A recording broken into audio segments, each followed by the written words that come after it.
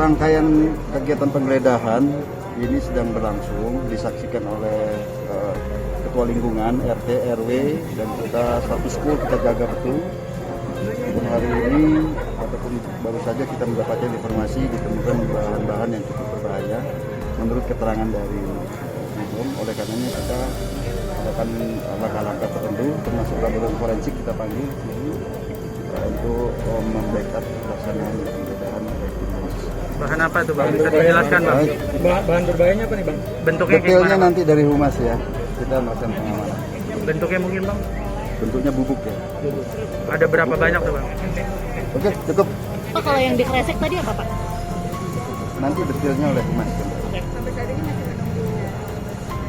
Ya ini dari tim penjinak bom sedang melaksanakan langkah-langkah untuk membackup pelaksanaan penggeledahan ini.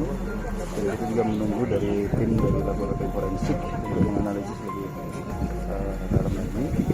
Oleh karenanya ini rangkaian penggeledahan akan dilanjutkan.